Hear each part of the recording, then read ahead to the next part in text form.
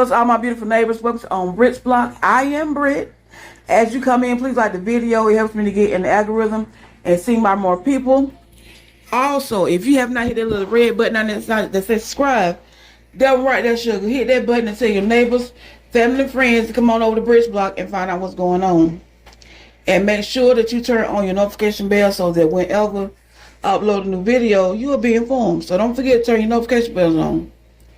And if you'd like to be a blessing to my channel, and I'm already telling y'all in advance, I'm thankful for everything that people give me. You can be at Cash App, $ on Brit's Block. Again, Cash App, $ on Brit's Block. Thank you for being a blessing in advance. Y'all, happy Thanksgiving to everybody. So I'm a little raised sunshine. Happy Thanksgiving. It's good to be alive and on this side of through. So before we get ready to have dinner a little bit later on, I want to pop in for a second and talk. Y'all, Kimmie was on Mr. Monday with Carlos King and Dusty and Letitia from Bell Collective. And Kimmie just let me know already. I already know that Kimmie is selfish and entitled. But Kimmie doesn't have any empathy for nobody. And I don't care how much I don't like somebody. If I've been through what you've been through, I can always be empathetic. And I understand what you've been through, and I try to give you some kind of grace. So Carlos asked Kimmie about her son Jalen's father. And she said that she hadn't talked to this man since Jalen graduated from college, which was probably like 3 or 4 years ago. And she was saying how this man kept her in court. She was a single, struggling mother by herself, struggling. And he kept her in court all the time trying to fight to keep the custody of her child. Spending money that she ain't got. And while he was paying nothing because his friend was his lawyer was his friend, so he ain't paying nothing. So she paying all the court fees and all this kind of stuff, you know, for him to keep her in court. And finally the judge say, look, get that girl her baby. I'm tired of seeing y'all, just get that girl her baby. So she basically paid to have her child. So with that being said, I can't understand how, if you've been through this, why you don't have any empathy for Melody. Because she's going through the same thing that you've been through. Now, she's a single mother. I'm not saying she was struggling, but she had to start from scratch. When Martell, you know, put her out the house and locked the doors, she had to go out here, get somewhere for the kids, lay their head, get the stuff, start over. So, how can you walk in this person's shoes and then turn around and say on the shoulder, oh, Martell's a wonderful father. He's a great dad. Why do you see that at? Because the difference between you and Melody is, see, even at the end of the day, Jalen daddy was paying child support. Martell ain't paying nothing. Yeah, he's supposed to be getting them 7 days on and 7 days off, but he ain't even got that. He can't do that no more. And then when he do have the kids, Melody's still giving food over there for kids to have some need.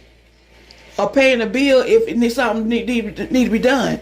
Your light bill short, okay, I'll give you some money because my kids can't sit over here in the dark. But yet still, you don't have a heart for her to say, well, you know what, Melanie, I know what you've been through. Hang on in there, child. It's hard, but you're going to get through this. But you rather take the hatred that you have in your heart towards somebody and be like, you know what, whatever. But somebody was there for you. Somebody probably prayed for you to help you get through and be able to have your child. And again, Melanie has helped you to even have a check, period. But you don't have an empathy. You rather say, you know, oh, go on, you about your business. But then you'll say, you don't want to call Coleslaw out her name. But you see what this girl's husband is doing to her with those kids. And my thing is, those kids they young.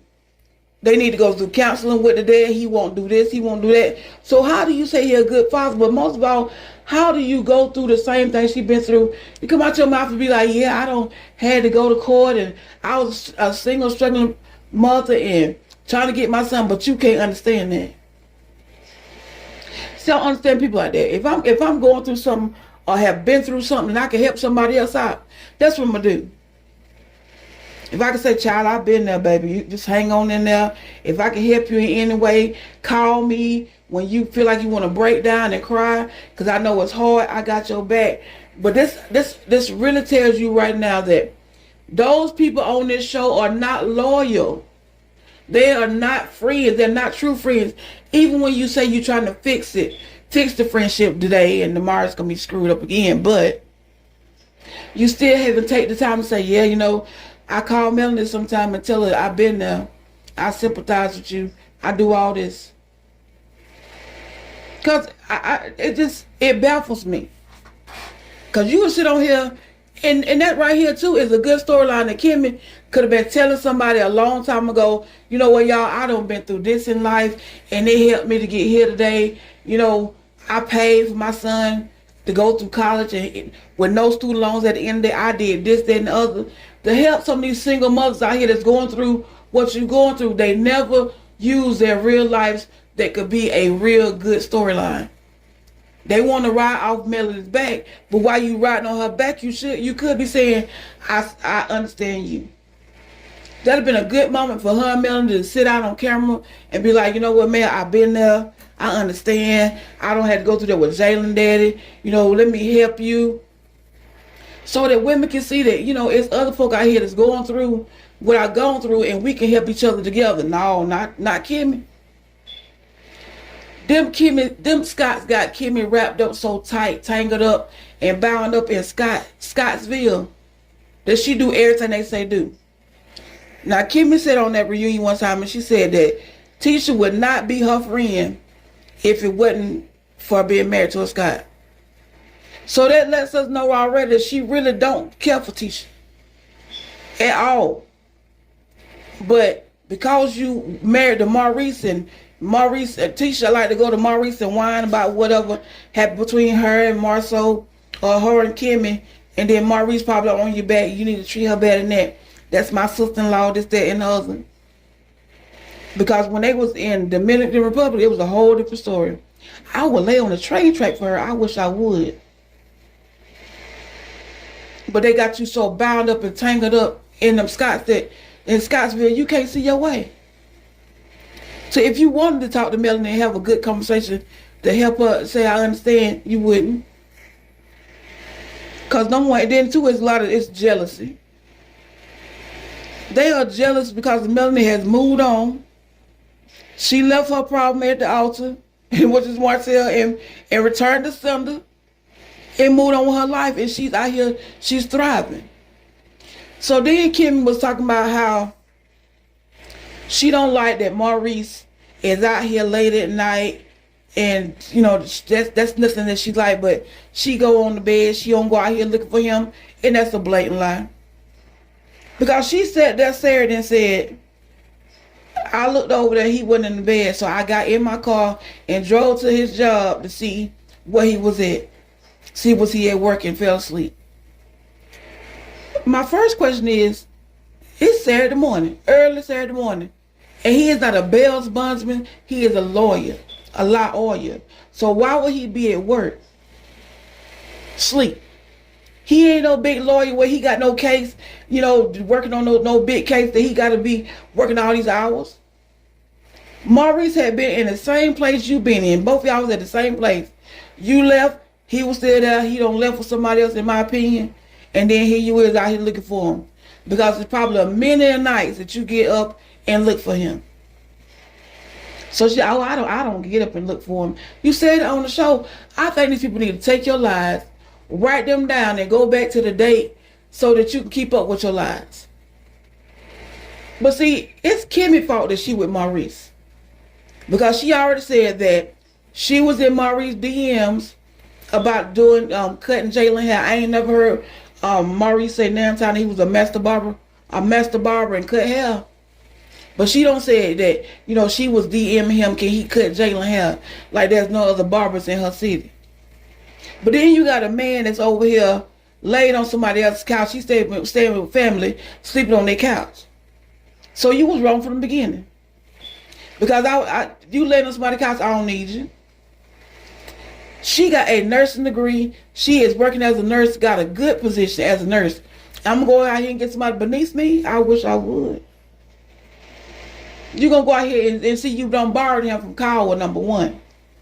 So that's why it's so easy for her to get past what Slaw do, because you don't got your man the same way. But see, what you did was get somebody grown boy, laying on somebody else's couch.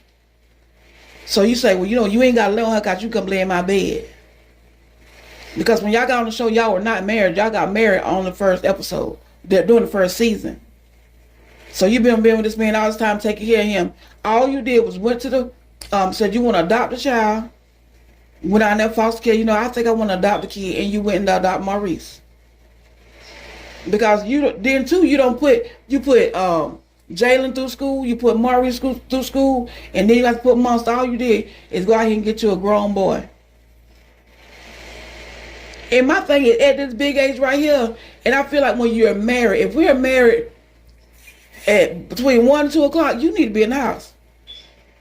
There's nothing outside for you. If we ain't together 1, 2 o'clock, 12 or 1 o'clock, you need to be in the house in bed with me. I ain't got to find you because you in here. And at this big age right here, baby, let me tell you, at 7 o'clock, I'm taking my nighttime meal, 7:30. I'm saying, now lay me down to sleep. I pray the Lord my soul to keep. 8 o'clock, my eyes is closed. Out of here. You too old to be out here running in the streets.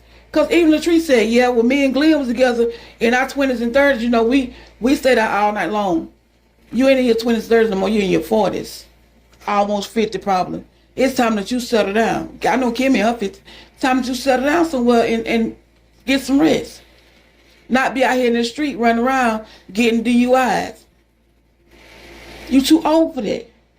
And then you got a position, you supposed to be a lawyer, that should tell you, okay, I need to obey the laws of the land. But he not. He got you out here looking stupid and foolish. I mean, you the one wanted that grown boy, you got him now, and now you probably unhappy because you up here got to be mother to him and take care of him, and he out here in the streets, and you getting calls in the middle of the night that he out here being arrested. But it's all on you. And you know what? Just like you ain't got no sympathy and empathy for what Melanie goes through, we ain't got no sympathy or empathy for you, Mary, and trying to raise a grown man. Trying to build you a Negro. It ain't gonna work. Because he don't listen. Kyle, you don't listen to nobody. Because he don't believe that Kyle Horn's a hook, because the next day he gonna go back out to the club drinking. And they free Maurice. Girl, Kimmie, Kimmie she's disappointing to me. If I was her parents, I'd be like, you know what, baby, you're a disappointment. You had a good job that you was making money. If you can get on the job and pay your child way through college, and they get out of college and don't have any student loans or no debt, and you gonna let this man tell you to start working on a good paying job, and what do you do today? We don't know. Because then we know you was a good steward over your money. Because if you can do that, we know you know how to balance your little paycheck. But what are you doing now with your life? But Kimmie, I'm telling you, you are a pure grown disappointment to me. You too old for this mess that you going through. And then you mad at Mel. And I'm telling y'all, in my opinion, she mad because Mel got out here, left her husband, had the bill from the bottom to the top. And she came out successful, and she happy being single. She fun, single, and free, and that's what she want to be. You attached to somebody that you just unhappy with. Her and Fishy Tishy. But y'all, that's all I got for y'all. I want to pop in for a second on this Thanksgiving. I hope everybody is having a great Thanksgiving, and where you at safely. And if you're traveling for the weekend, get back. I pray traveling mercies and angels go before you on the roads and the highways, in the byways, and don't eat too much.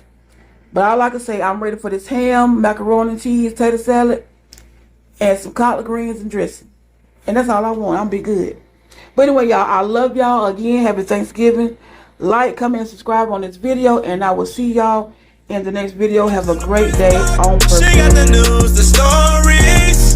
Come over here, no worries. If you're looking for the